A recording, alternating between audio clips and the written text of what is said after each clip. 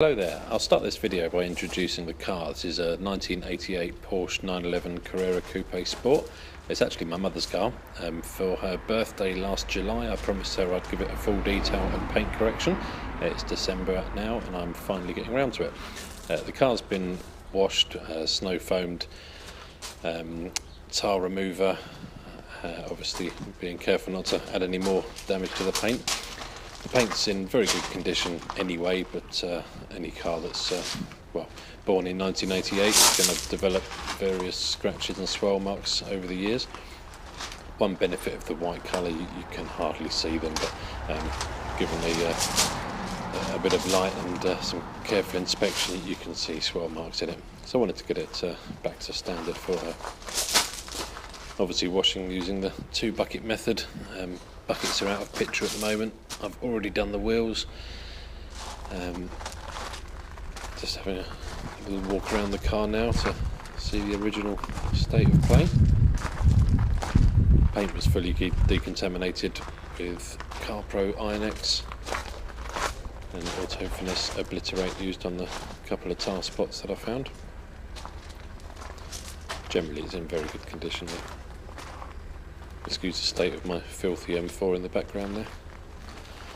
That's UK roads in the winter for you. So I pulled it into the garage. Excuse the lack of light. In order to try and see the swirl marks, I decided on turning the main lights off and just using one single light source to try and highlight the swirls. Polishing using a DAS 6 Pro dual action polisher. 5-inch backing plate with Chemical Guys green Hexlogic pad. I had to get all this finished in a day, so I decided on a one-step correction. I've used Menzerna 2400 polish. That's a medium polish, not quite a compound, but I suppose one step lighter than a proper compound. One thing I had to be careful of, part of the car's been resprayed. From memory I think it was the front wings, bonnet and doors that have been resprayed probably about 10 years ago. The rest of the car is original paint from 1988. I did notice that the newly sprayed parts were pretty soft, relatively easy to correct. Obviously the original paint, back in the day it was a lot harder, very, very, very hard. I was also wary of burning through the original parts, so I was relatively careful. I opted for leaving a couple of minor scratches on the roof rather than trying to make it perfect but burning through the paint. I don't have a paint depth gauge, so I thought I'd err on the side of caution. One thing I noticed that was very tricky about polishing this car, apart from the bonnet, nothing's flat. So trying to get around the wings and all the contours, it's a bit of a battle to keep the polisher spinning. You'll probably spot a couple of points where it's ground to a halt on me.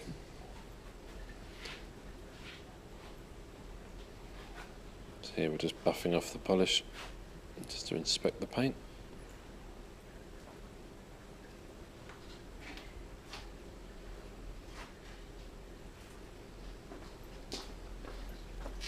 Hard to see in the video, but it was pretty good.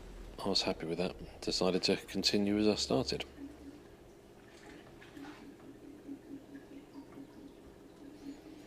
I usually use a 6-inch pad, but just because this car is relatively small with lots of curves, I thought it'd be easier to use a 5-inch just to get around the various parts of the car.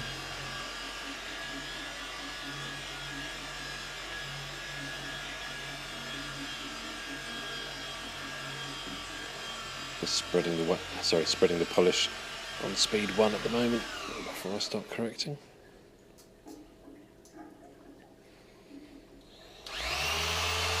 With the speed 5 in the correcting part of polishing.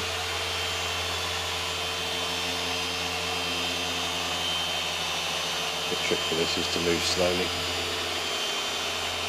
Inevitably, as you progress around the car, things start speeding up as you get tired. Constantly fighting to stop that. Obviously I'm fast forwarding here. You don't want to watch my full 11-hour process in real time, I'm sure.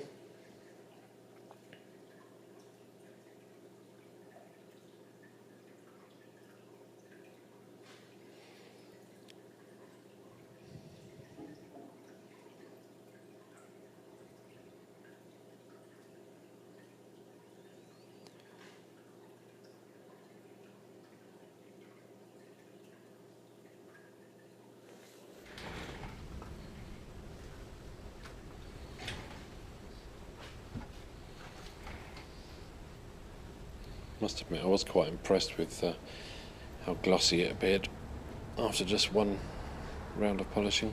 I did 3 passes on each panel and then buffed off polish residue.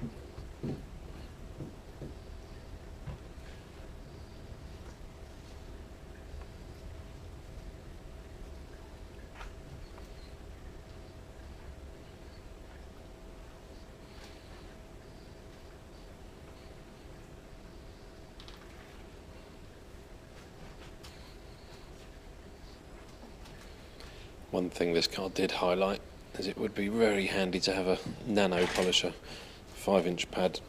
There's quite a few areas of the car you just can't get to. Obviously that section between the windows there's just no way I could get into that. I decided to hand polish those, and also underneath the spoiler there's just no room to manoeuvre a polisher. Obviously, if I had a Rupes hybrid nano, I'd certainly be able to get us to all those areas, and I shall put that on my Christmas list.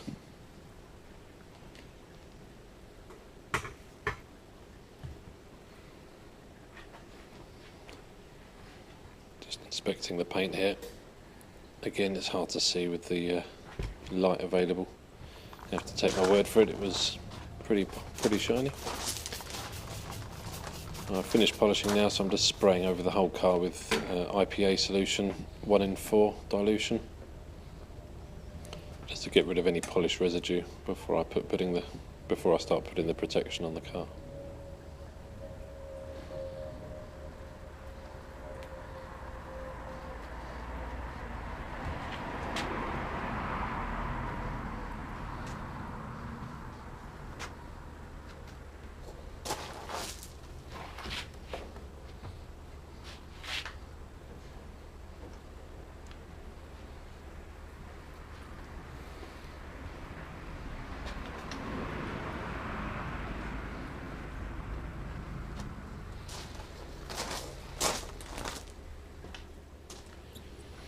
Finishing off the IPA wipe down. So here we have the car polished, wiped down, no protection, just bare naked polished paint.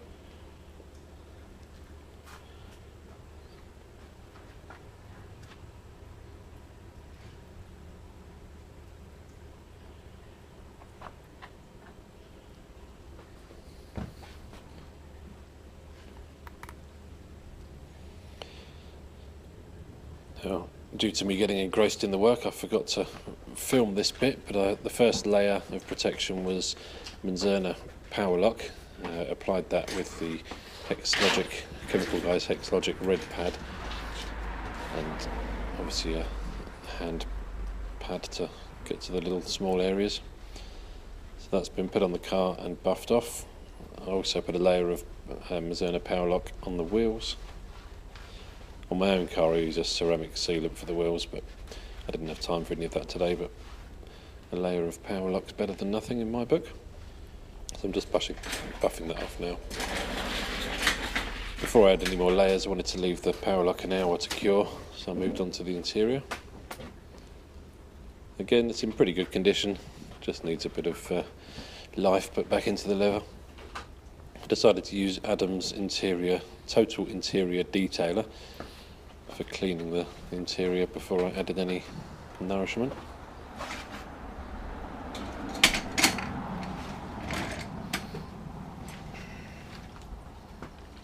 I must say this is a great product. Every interior I've used it on, it cleans it up perfectly, leaving no residue, no products that add anything apart from take away the dirt.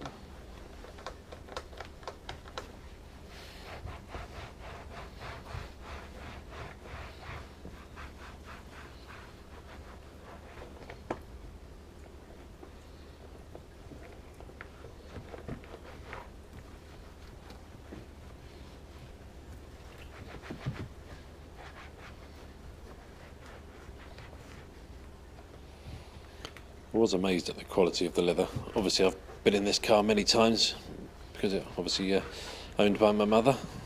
You don't really appreciate the quality of build until you start really getting into cleaning it and looking at the fine detail.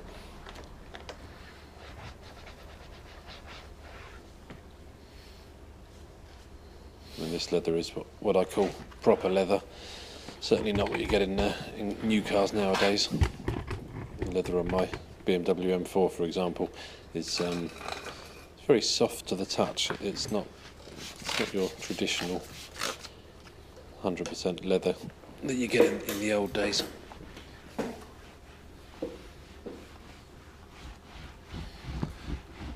Again, it's hard to see here. The seats are in great condition.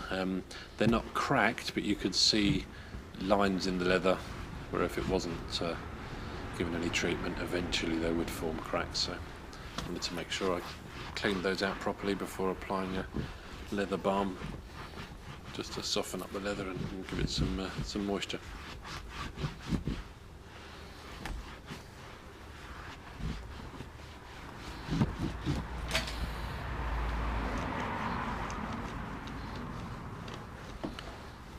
Before I've done this off shot, I've obviously hoovered out the whole interior.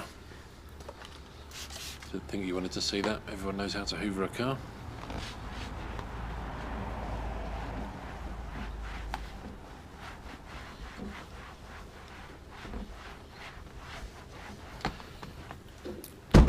Again, I didn't film this process, but after this I've applied Autoglym leather care balm just to put some life back into the interior.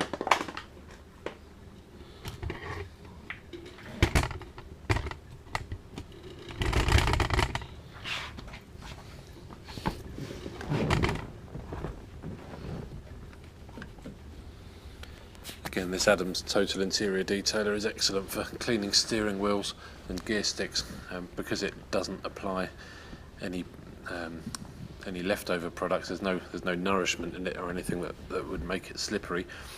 It literally just cleans the leather, leaving behind an original finish.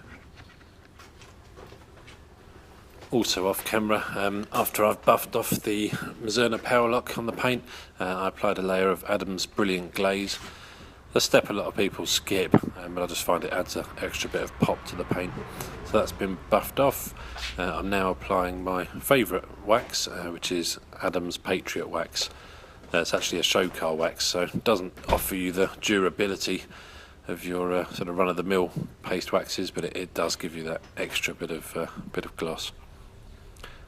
This car isn't driven often, generally in fair weather. So I figured I'll go with the best possible finish.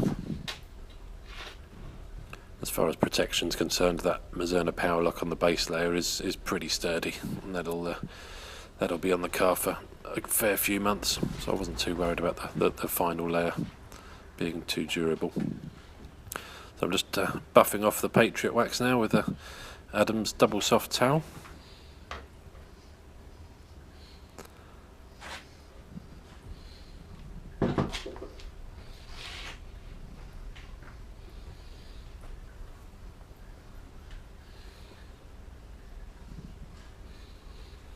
I must say this is my favourite part of the process. Actually see the benefit of all your hard work once you see the shine on the paint at the end of the process. So this car does have a lot of rubber. I'm using Adams VRT, which is, well, VRT stands for vinyl rubber and trim. It's a cream type product that just brings the life back into the black rubber and vinyl. It's also hydrophobic, so stops some of the water and dirt sticking on it. It may look like a shiny gloss finish, but this does dry satin, so it should look pretty much like brand new original equipment once it's dried. These parts, I have to say, are a pain in the backside. Very difficult to get in between the little grooves there. Again, off camera, after I'd done this, I did go over it with some Adams in and out spray just to get right into the grooves there to make it all black. I did the same on the top of the spoiler, as you notice on the engine cover, just in the sort of centre of the rear wing. There's lots of vents with a black mesh between them all, impossible to get into, so I went over that with the in and out spray as well. You can see here the reviving the rubber spoiler there. Must admit that came up fantastically. And you can see the vents on the spoiler there I was just talking about. At this stage I haven't sprayed them. You'll see in the finished little walk around at the end, they're nice and black when I was finished.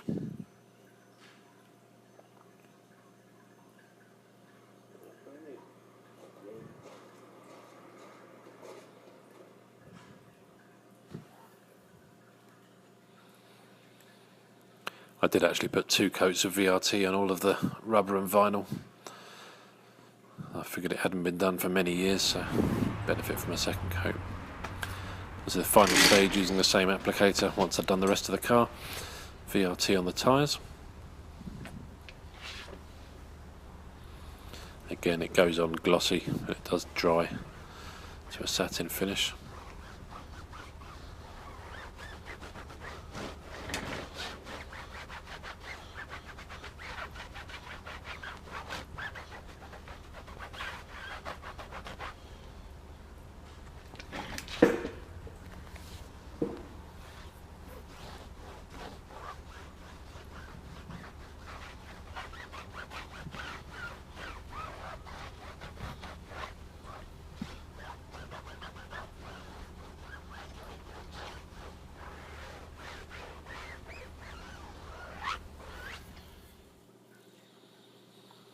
Just fast forwarding here so you can see the end result after the tyres have dried.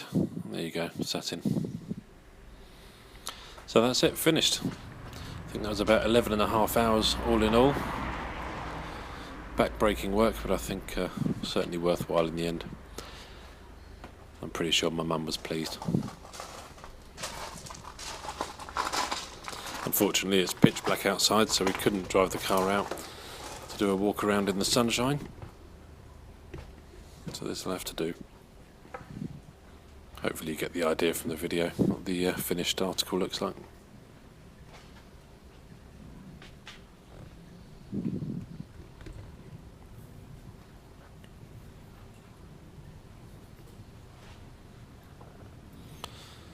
So there you have it. 28-year-old car. Looks pretty much good as new.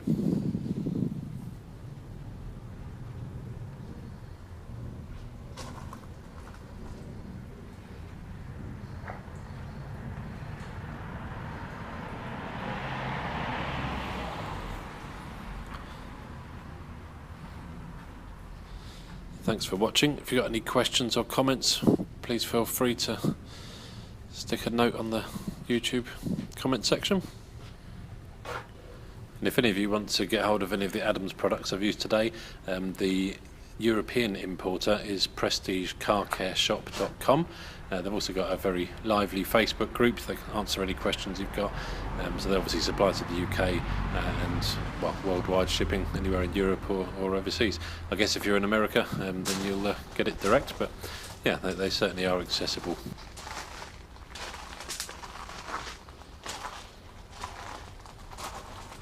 All right, thanks very much. Goodbye.